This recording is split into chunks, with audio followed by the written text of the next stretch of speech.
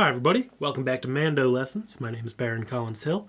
In this week's lesson, we are going to talk about examining, troubleshooting our own playing. When we're playing an instrument, doesn't really matter if it's a mandolin or a guitar or your voice, whatever it is. I want to talk a little bit about a process that I've been going through, and maybe there's some parallels to your own playing that you can examine. So, without further ado, let's jump into it. So I talk a lot on this channel about muscle memory, and I maintain that muscle memory is a beautiful thing, Whether you're playing a scale or a chord or a tune, after you spend the initial work to learn your chord shapes and learn your scales and learn your tunes,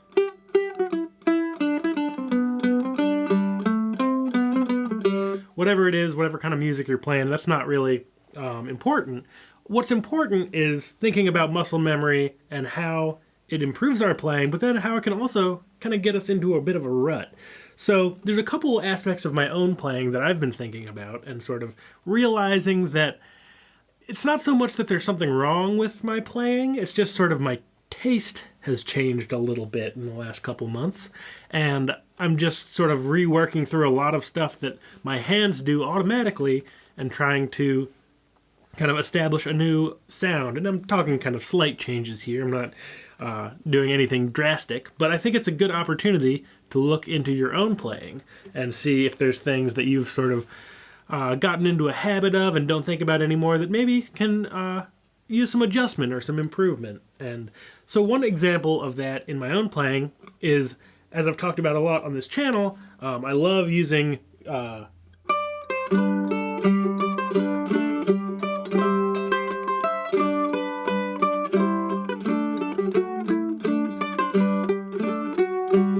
kind of those double stops and chord melody ideas to really fill out a melody. And I still love doing that, but I think something that I've been exploring in my own playing lately is trying not to rely on those chords to sort of support the sort of underlying melody, and trying to make the single line melody as much as possible kind of stand out and stand up and be strong on its own. Because I think in my own playing, my familiarity with playing double stops and chord melodies has really made me, I'm able to get a full sound out of the instrument, but then sometimes when I go to play single note melodies and not use those double stops and chords, I can feel like, it's kind of, the sound is a little lacking. But there's a lot of great players out there. One who's been a real inspiration for me lately is Andrew Marlin, great mandolin player in Watch House, formerly Mandolin Orange, and also in a new group, Mighty Poplar. And he just has a great sound on the instrument, even when he's playing single melodies, and he has a lot of sort of power in his single melody playing in a way that I've sort of been like, wow, I think that's an important thing for me to be working on, is, taking a tune that I might initially go,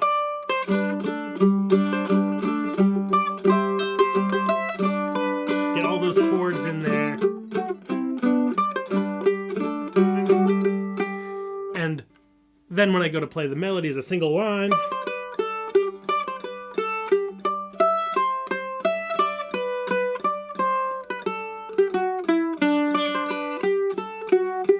and it sort of loses some of that weight and presence from that I was adding in with the chords and the double stops. So how can I make that melody stand out a little stronger, just as a melody unto itself? And things that I've been working on are like adding rhythm and doubling up strings. So rather than going, I might go,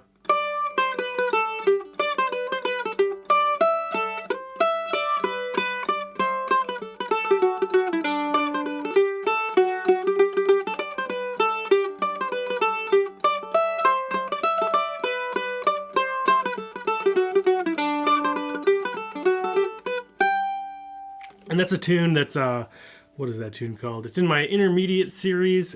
It's called Gallopede. And you can look that up either as a tune or part of my intermediate series if you want to learn this tune that I'm sort of exploring right now.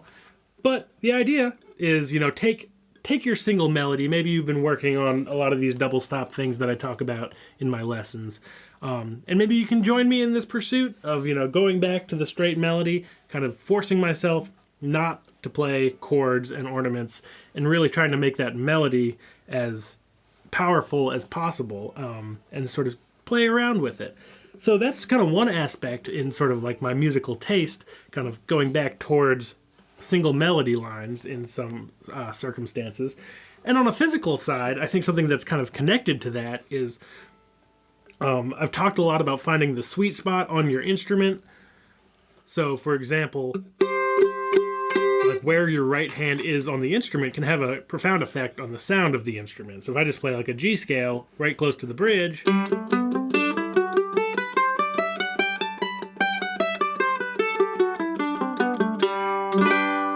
it's a little more strident than if I play way up over the oval hole on this particular instrument.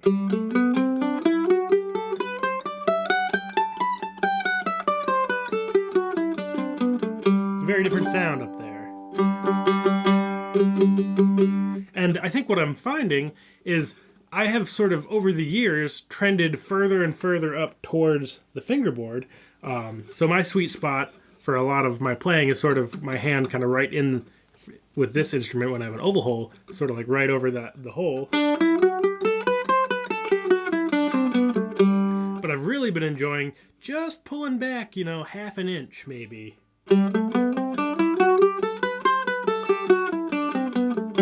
Versus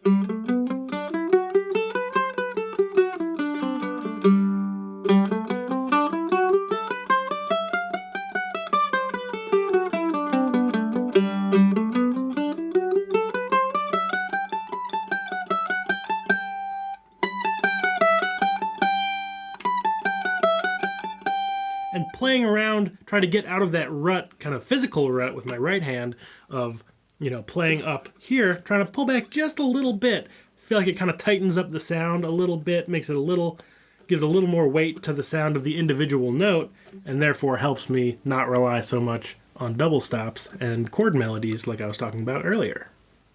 So I want to now pass this idea on to you. Are there things in your playing that you can reassess? I'd love to hear about them in the comments.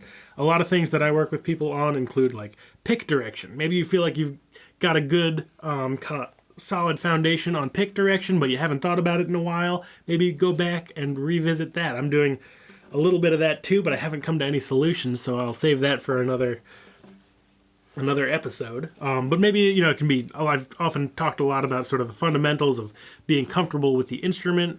Maybe you've gone through the beginner series and kind of gotten comfortable on the instrument, and now you feel comfortable, but you haven't reassessed your sort of physical interaction with the instrument in a while. So maybe go back to that beginner series and kind of watch through how I hold the instrument. See if you can pick something up to make you just a little bit more comfortable on the instrument.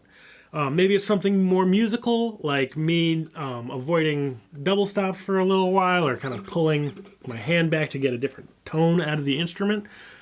So let me know in the comments what you are going to work on and things like that, and maybe I'll get some ideas from you all, and it'll make me a better player as well. So that's sort of my whole thought for this week. It's a really important aspect to sort of troubleshoot your own playing, and I hesitate to use the word troubleshoot because that sort of implies that there's a problem or that there's something wrong, and that's not necessarily what's going on. Like, I think with my own playing and my tendency towards playing lots of double stops, that's not a problem, but it's sort of a choice that I have made and don't think about so much anymore. So now I'm re-examining that choice, even though there's no right or wrong in that arena. But I'm just trying something new. So I hope you can find something new to work on as well. Let me know in the comments. I love hearing what everybody's been working on, and I look forward to seeing you again soon. Bye-bye.